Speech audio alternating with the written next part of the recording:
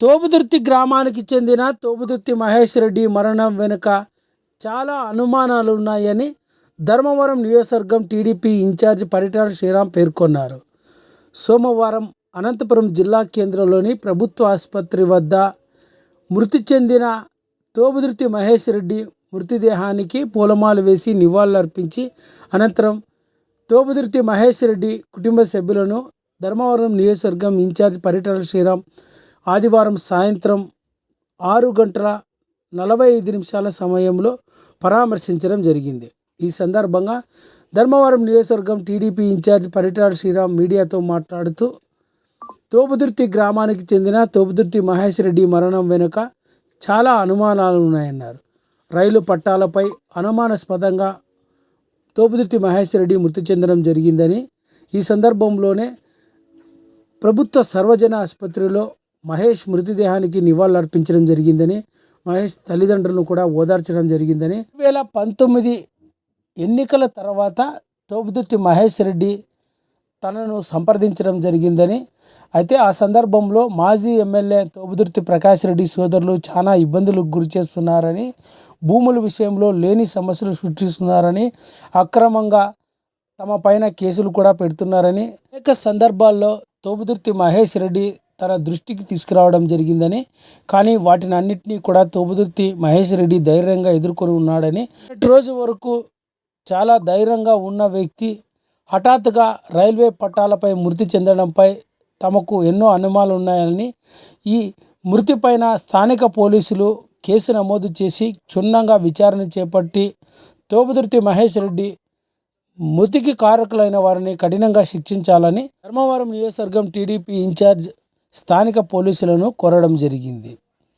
ఈ కార్యక్రమంలో పలువురు తెలుగుదేశం పార్టీ నేతలు కూడా పాల్గొని మృతి చెందిన తోపుదుర్తి మహేష్ రెడ్డి మృతదేహానికి నివాళులర్పించారు.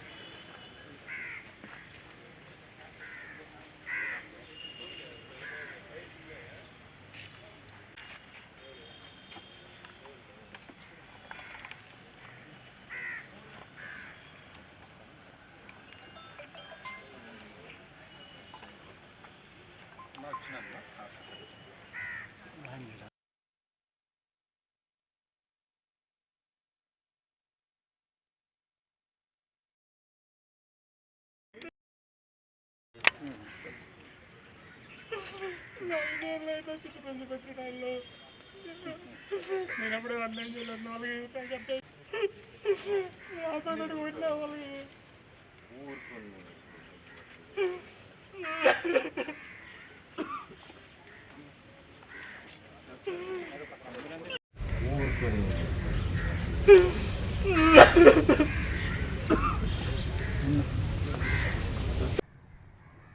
ఆత్మకూరు మండలం తోపుదుర్తి గ్రామానికి చెందిన మహేశ్వర్ రెడ్డి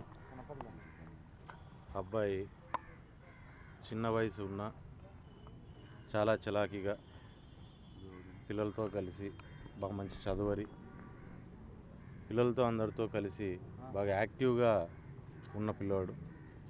అంటే నాకు పరిచయం ఉన్నంత వరకు ఆ అబ్బాయిని చూస్తే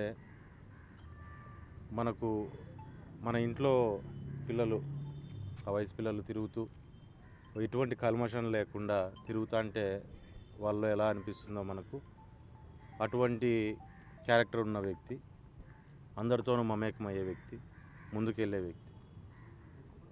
2019 తర్వాత మామూలుగా ఫ్రెండ్ సర్కిల్లో అందరూ కలిసి వచ్చినప్పుడు రోజు రావడము, మాకు కూడా పరిచయం అవడం, జనరల్గా ఫ్రెండ్ సర్కిల్లో పరిచయం అయినాడు, మామూలు కలిసిపోయాడనే ఒకే ఒక నెపంతో ఆ పిల్లోడిని చాలా ఇబ్బందులకి ఆ రోజున్న ప్రభుత్వం వైఎస్ఆర్ ప్రభుత్వంలో లోకల్గా ఉన్న ఎమ్మెల్యే కావచ్చు, వాళ్ళ అన్నదమ్ములు కావచ్చు, విపరీతంగా ఇబ్బంది పెట్టడము, కేసులు పెట్టించడము, కొట్టించడము, వాళ్ళు రెవెన్యూ రికార్డ్స్లోంచి భూములు తీసేయడము, ఈ రకంగా ఎన్నో ఇబ్బందులు పెట్టుకుంటూ పోయిన పరిస్థితులు కూడా చూసాము.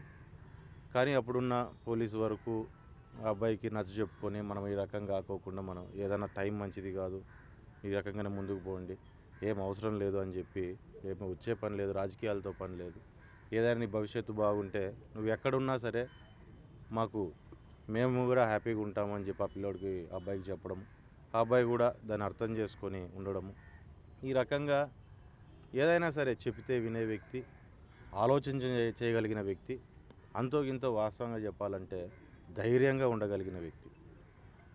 ఈరోజు ఫోటోల్లో పొద్దున్నుంచి చూస్తా అంటే వాస్తవంగా ఇంకా ఎట్లుందంటే మా కళ్ళ ముందరే ఆ పిల్లని చూస్తానట్టుంది. ఈరోజు కూడా అక్కడ శవమై పడున్నాడంటే ఆ సంఘటన చాలా బాధించే పరిస్థితి. అండ్ దాన్ని ఒక సూసైడ్ లాగా చిత్రీకరించే ప్రయత్నం చేశారేమో అనేది కూడా ఒక అనుమానం అనేది మాలో కూడా ఉంది.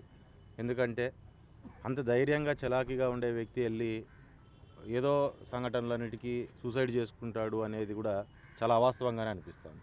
ఎందుకంటే ఆ రోజు పోలీసులతో కొట్టించిన, కేసులు పెట్టినా, కేవలం శ్రీరామ్ ఏదో నీ ద్వారా మమ్మల్ని ఏదో చేయాలనుకున్నాడని చెప్పి ఒక మాట చెప్పి నేను వదిలేస్తామంటే కూడా 2-3 రోజులు దెబ్బలు తిన్నా కానీ ఎప్పుడే కానీ ఆ రకంగానే అది తప్పు, ఆ రకంగా మాట్లాడకూడదు, ఏదైనా కరెక్ట్ ఉంటేనే నేను కరెక్ట్ మాట్లాడతానని చెప్పి ఆ రోజు అన్ని రకాలుగా ప్రెషర్లు తట్టుకున్నాడు. ఈరోజు ఏదో చిన్న విషయాలకి ఏదో సూసైడ్ చేసుకున్నాడు అనడం కూడా చాలా ఇదిగా ఉంది.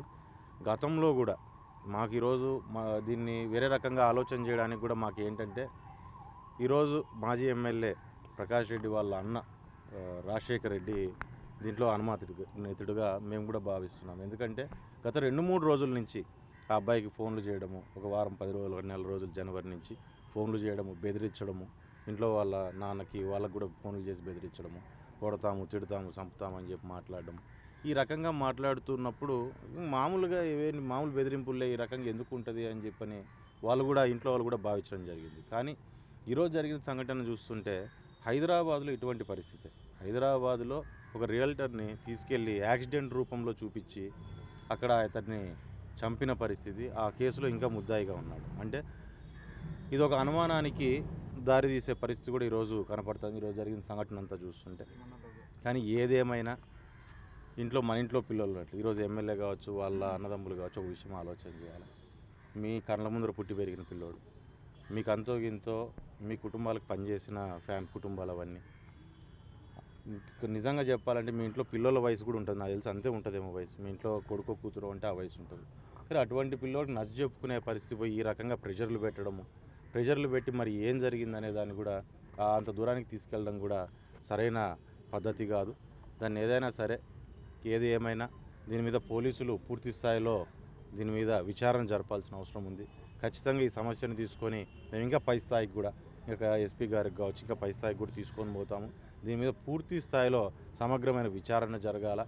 ఎవరు ప్రోద్బలం ఉంది, లేకుంటే ఎవరన్నా దీన్ని వారేమన్నా ఫిజికల్గా ఉండి ఏమన్నా చేశారా ఏంటి అనేది కూడా మాకు ఖచ్చితంగా తెలియాల్సిన అవసరం ఉంది. ఎందుకంటే అంత చిన్న వయసులో ఆ పిల్లోడు ఈరోజు ప్రాణాలు కోల్పోయినాయంటే ఇంట్లో తల్లిదండ్రులు ఏమో కానీ ఊరంతా కూడా ఈరోజు బాధపడే పరిస్థితి. ఊరంతా కూడా కళ్ళ ముందు నిన్న మొన్న తిరుగుతాను పిల్లోడు ఈరోజు లేడు అంటే చాలా బాధాకరమైన పరిస్థితి. దాంట్లోనూ ఏదో యాక్సిడెంటో ఇంకోటో జరిగిందంటే ఇంకో రకంగానే ఈ రకంగా జరగడము, ఆ రకంగా బాడీ అక్కడ పడుండడం ట్రాక్ పక్కన చూస్తుంటే కూడా ఈరోజు గ్రామస్తులు కావచ్చు, మండలంలో నాయకులు కావచ్చు, మొత్తం నియోజకవర్గమే ఈరోజు ఒక బాధలో మునిగి తేలే పరిస్థితి ఆ ఫోటోలు చూసినప్పటి నుంచి, పొద్దున్న నుంచి. ఖచ్చితంగా దీని మీద అంత సులువుగా ఇడిచిపెట్టే పరిస్థితి ఏం లేదు. ఖచ్చితంగా పూర్తి స్థాయి విచారణ చేస్తాము. దీన్ని తప్పుదోవ పట్టించడానికి అనేకమైన మధ్యలో కారణాలు ఖచ్చితంగా రేపు పొద్దున బయటకు వస్తారు. వాళ్ళకి ఆ సమస్య ఉంది, వీళ్ళకి ఈ సమస్య ఉంది, ఈ సమస్య వల్ల జరిగింది, ఆ సమస్య వల్ల జరిగింది అంటారు. కానీ మాకు తెలిసిన మహేశ్వర్ రెడ్డి అయితే భయపడేవాడు కాదు, ఊర్లో వాళ్ళకి తెలిసిన మహేశ్వర్ రెడ్డి భయపడేవాడు కాదు. ఏ సమస్యనైనా ధైర్యంగా ఎదుర్కొనేవాడు. అతను సమస్యలు ఎదుర్కోవడం కూడా మేము కళ్ళారా చూసాము. ఏ సమస్యకైనా కృంగిపోకుండా ముందుకు నడవడం కూడా మేమంతా చూసాము. కానీ ఈ రకంగా ఈరోజు శవమై అక్కడ పడుండడం అనేది చాలా బాధాకరంగా ఉంది. గత వారం రోజుల నుంచి జరుగుతున్న ఈ ఫేస్బుక్లో జరుగుతున్న కాన్వర్జేషన్ ఏదైతే ఉందో, ఫేస్బుక్లో కూడా చాలా కాన్వర్జేషన్ జరిగింది. ఫేస్బుక్లో కూడా ఆడ జరిగిన కాన్వర్జేషన్ని దాంట్లో ఎవరెవరో స్టేట్మెంట్లు ఎవరైతే ఇది చేశారో అవన్నిటిని కూడా తీసుకోవాలి, అవన్నిటిని కూడా ఎవిడెన్స్గా తీసుకొని అవన్నిటి మీద కూడా కరెక్ట్ విచారణ జరిపించాలి. ఇందులో నిందితులు ఎవరైతే ఉన్నారో వారి మీద పూర్తి స్థాయిలో ఖచ్చితంగా చట్టం కూడా పోలీసులు కూడా చర్యలు తీసుకోవాలని కోరుతున్నాం. ఈ సమస్యను పైదాకా తీసుకెళ్ళి ఖచ్చితంగా దీనికి ఒక సొల్యూషన్ తీసుకొచ్చి ఎవరు చేశారనేది దీన్ని కూడా నిగ్గుదేల్చడానికి సిద్ధంగా ఉన్నాం.